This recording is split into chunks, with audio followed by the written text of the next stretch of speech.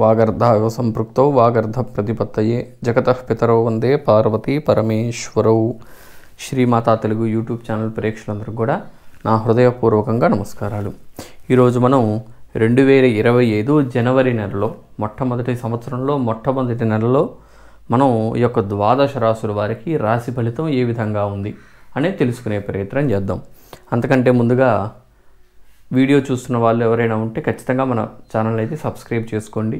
ఈ వీడియోకి ఒక లైక్ చేసి అయితే ఈ వీడియోని మొదలు పెట్టుకుందాం.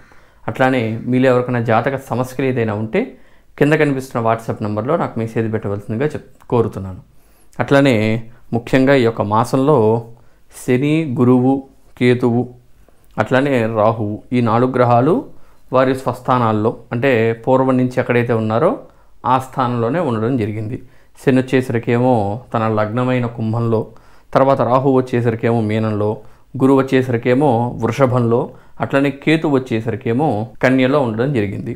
అట్లానే శుక్రుడు వచ్చేసరికేమో తన మిత్రక్షేత్రమైన ఈ యొక్క కుంభరాశిలో ఉండడం, అట్లానే రవి వచ్చేసరికేమో ధనుస్సులో, బుధుడు కూడా ధనుస్సులో ఈ యొక్క మాసంలో ఈ యొక్క గ్రహాలు సంచారం జరుగుతుంది.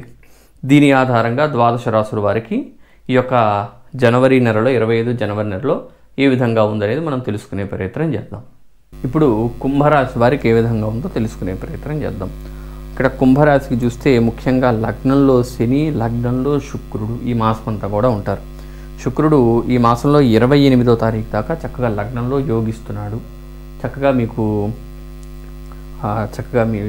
ధనపరంగా అట్లనే వివాహపరంగా కొంత అనుకూలమైన వాతావరణాన్ని పెంచుతున్నాడు. ఇక్కడ శుక్రుడు లగ్నంలో ఏలినాటి శని ఇబ్బంది పడుతున్న వారికి కొంత విముక్తిని అయితే ఇస్తున్నాడు.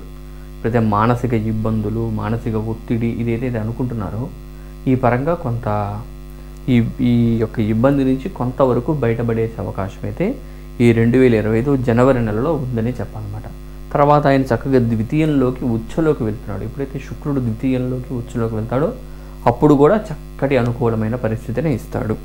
ఆ తర్వాత చూసినట్టయితే వీరికి ముఖ్యంగా లగ్నంలో శని, ఏలినాటి శని. లగ్నంలో శని అంటే ఇక ఏలినాటి శని ఆ ప్రభావం ఎట్లా ఉంటుంది అనేది మనం ఎప్పటి నుంచో చెప్పుకుంటూ ఉన్నాం కాబట్టి ప్రత్యేకంగా చెప్పేది కాదు. మానసిక ఒత్తిళ్ళు, ఆరోగ్యపరంగా, హెల్త్ పరంగా, కొంత గృహపరంగా, ఇంటి పరంగా ఇబ్బందులు ఈ మాసంలో కొంత తగ్గే అవకాశమే ఉంది. ఎందుకంటే చక్కగా శుక్రుడు లగ్నంలోకి వస్తున్నాడు. చక్కగా ఆయనకి శుక్రుడు శని మిత్రుడు. చక్కగా వీరిద్దరూ చక్కటి ఒక గుర్తుండిపోయే మాసంగా ఈ మాసాన్ని అయితే ఈ 2025 జనవరి మాసాన్ని అయితే ఒక గుర్తుండిపోయే నెలలాగా వీరు మార్చే అవకాశం కూడా ఉంది. తర్వాత చూసినట్టయితే వీరికి ద్వితీయంలో రాహు, ధనంలో రాహు చక్కగా అనుకూలిస్తున్నాడు. ఏదో పరంగా ధనాన్ని సంపాదించాలి అనే ఆలోచనని పెంచుతున్నాడు ముఖ్యంగా. కాబట్టి ఇక్కడ ఇబ్బంది లేదు.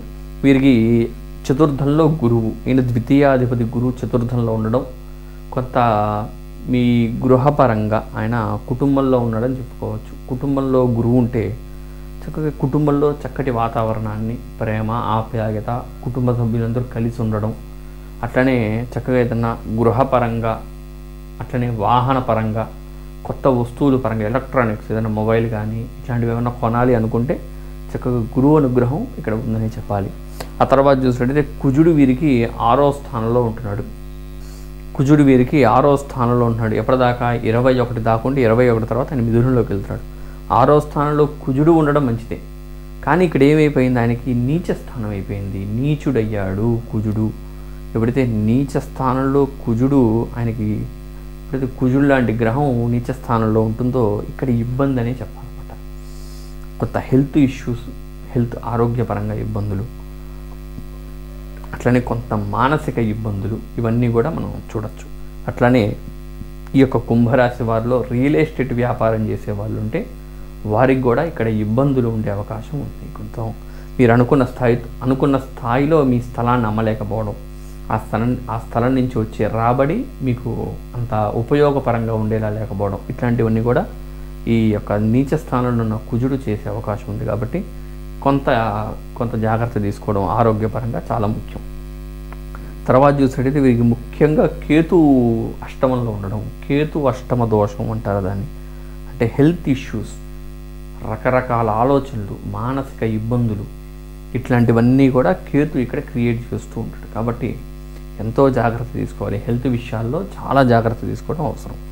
తర్వాత చూసినట్టయితే వీరికి ఏకాదశంలో రవి బుధుడు, ఇక్కడ ఏకాదశంలో రవి కూడా కొత్త ఉద్యోగాన్ని ఇవ్వడం, లేదంటే ఉద్యోగపరంగా ఏదన్నా ఇబ్బంది ఉంటే దాని నుంచి బయటపడేలా చేయడం. బుధుడు కూడా దాని తగ్గట్టుగా ఏకాదశంలో ఉండడం, ఇదంతా కూడా కొంత ఒక ఉద్యోగపరంగా వెతుక్కుంటున్న వారికి చక్కటి మాసం అని చెప్పాలన్నమాట. తర్వాత వీరికి 14 తర్వాత వ్యయంలోకి వస్తున్నాడు రవి. ఎప్పుడైతే వ్యయంలోకి రవి వస్తాడో అక్కడ మళ్ళీ కొంత మీలో ఒక క్రమశిక్షణ లేకపోవడం, ఇట్లాంటివన్నీ హెల్త్ ఇష్యూస్, ఆరోగ్యపరంగా ధనాన్ని ఖర్చు చేయడం, ఇట్లాంటివన్నీ కూడా క్రియేట్ చేస్తాడు. కాబట్టి ఆరోగ్యపరంగా జాగ్రత్త తీసుకోవడం చాలా అవసరం ఈ యొక్క కుంభరాశి వారు.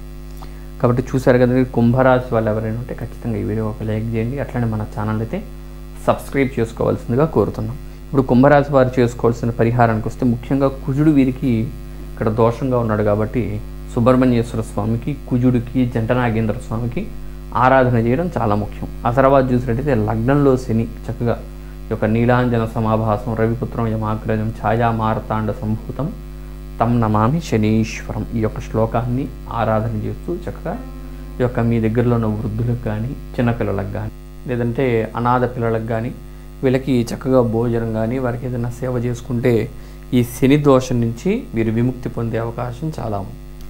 కాబట్టి ఈ వీడియో ఇంతేనండి. సెలవు, నమస్కారం.